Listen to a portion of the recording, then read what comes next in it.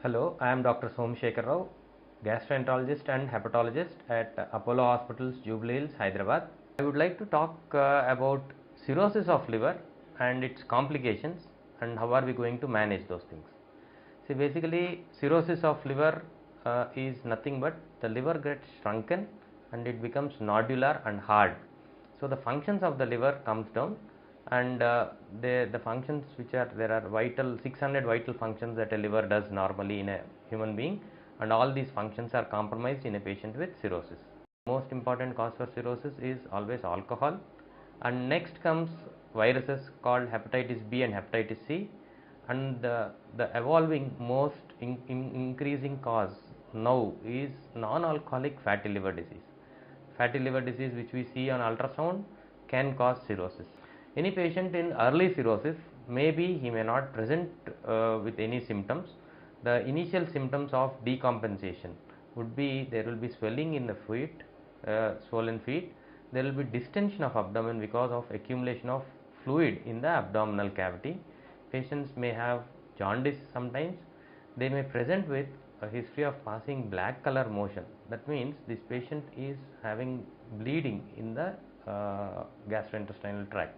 It can be most commonly because of the swollen blood vessels called varices in the esophagus. So other presentations would be disorientation.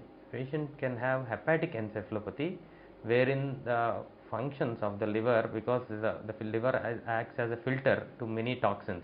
All these toxins enter into your brain and cause disorientation. This is called hepatic encephalopathy. So now we will talk about treatment of cirrhosis. See, whenever we see a patient with cirrhosis, most important thing is we will try and evaluate the cause of cirrhosis. See, if the patient is a chronic alcoholic, we taking history of alcohol is there, then first thing is to cut down and stop alcohol. Intake of alcohol when the patient is in early cirrhosis, it can reverse the cirrhosis to normal liver, most important, and nutritional aspects along with some supportive medication. But when a patient presents with complications already, then we will be treating only the complications, and once the cirrhosis sets in and he is in CTP-B by the time you see the patient, eventually these patients progress.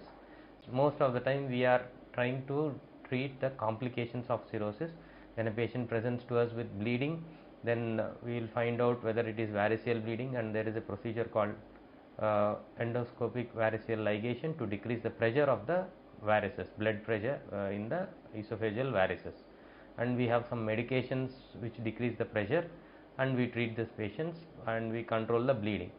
And a patient presents with fluid in the stomach, abdomen cavity, or fluid in the legs, these patients are treated with salt restricted diet, and we give some tablets called diuretics which increase the urine output and decrease the fluid in the legs and in the abdominal cavity. And a patient presents with hepatic encephalopathy, we treat hepatic encephalopathy by medications, and we try to decrease the ammonia level which is released by the gut by cleansing the gut and all those things.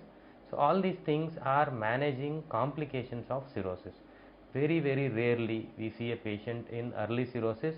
When we treat the cause, the cirrhosis can be reversible. It is very rare, but eventually when we see a patient in complications, he would always be in a stage called CTP-B, where he will progress to CTP-C, which is the end stage of cirrhosis, and at that point of time patient is left only with option of liver transplantation.